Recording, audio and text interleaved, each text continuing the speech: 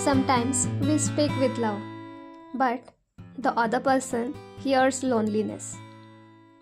खूप वेळा आपण मनात ठरवतो, आज शांतपणे बोलायचं, आज भांडायचं नाही, आज फक्त समजून घ्यायचं. आणि तरीही थोड्या वेळात आवाज चढतो, समोरची व्यक्ती दुखावते किंवा पूर्ण शांत होते. आणि आपण आतून म्हणतो, मी तर चांगल्या हेतूने बोलत होते, असं का झालं?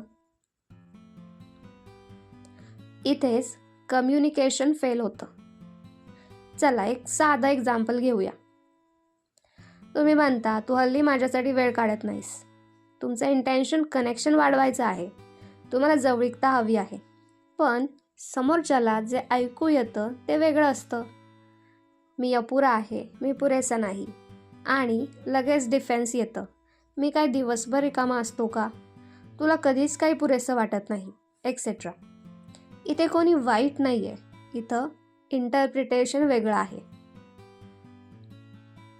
कम्युनिकेशन फेल होतं कारण आपण जे बोललो ते समोरचा शब्द म्हणून नाही, एक्सपिरियन्स म्हणून घेतो.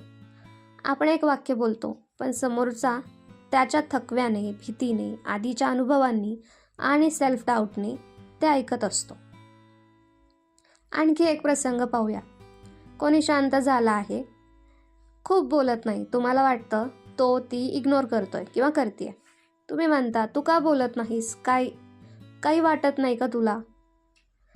तुमचं इंटेन्शन इथं इमोशनल कनेक्शन बिल्ड करणं असतं, पण समोरच्याच्या मनात चालू असतं, मला बोलायला शब्दच सापडत नाही आहेत, मी चुकीचं काय बोललो तर, एक्सेट्रा. त्यांचं सायलन्स अवॉइडन्स नसतं, ते ओव्हरवेल्म झालेले असतात, पण हे दोघांनाही कळत नाही, म्हणून कम्युनिकेशन फेल होतं. आणखी आपण इंटेन्शन आणि इम्पॅक्ट यामध्ये गोंधळ करतो, तेही एक कारण आहे कम्युनिकेशन फेल होण्याचं. आपण म्हणतो, माझा हेतू चांगला होता, पण नात्यात हेतूपेक्षा समोरच्याला काय वाटलं हे जास्त महत्त्वाचं असतं. जसं तुम्ही कोणाला जोरात हाक मारली, हेतू लक्ष वेधायचा होता, पण तो घाबरला. हेतू चांगला, पण इम्पॅक्ट वेगळा. कम्युनिकेशन फेल होतं कारण आपण ऐकतो, पण प्रेझेन्स नसतो. खूप वेळा समोरची व्यक्ती बोलत असते आणि आपण आतून विचार करत असतो, मी काय उत्तर देणार? मी चुकीचा दिसणार नाही ना? मी काय चुकीचं बोललो तर? आता मला काय बोललं पाहिजे? पण समोरच्याला हे जाणवतं, त्याला वाटतं, मी एकटा बोलतोय, आणि तेच सर्वात जास्त दुखतं. कम्युनिकेशन फेल होतं जेव्हा एक व्यक्ती फीलिंग बोलते आणि दुसरी व्यक्ती फॅक्ट बोलत असते. उदाहरणार्थ, मला एकटं वाटतं, ही फीलिंग आहे. उत्तर येतं, पण मी रोज तुझ्याशी बोलतो, मी तर तुला कधीच इग्नोर करत नाही, अवॉइड करत नाही. फॅक्ट बरोबर आहे, पण फीलिंग अजूनही तिथेच आहे. फीलिंग ऐकली गेली नाही, तेव्हा नातं थंड होतं. फीलिंग ऐकली गेली नाही की नातं कोल्ड होतं. कम्युनिकेशन फेल होतं जेव्हा टायमिंग चुकतं.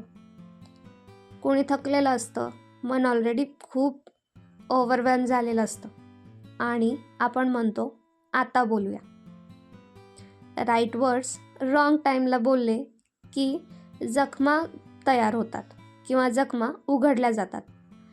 सो कम्युनिकेशन फेल होतं जेव्हा आपण खूप दिवस शांत राहतो, भांडण नको म्हणून काही बोलत नाही, वेळ येईल तेव्हा बोलेन, पण भावना आत साचतच राहतात, आणि एक दिवस लहानशा गोष्टीवर मोठा भडका होतो आणि समोरच्याला हे कळतच नाही हे सगळं कुठून सुरू झालं.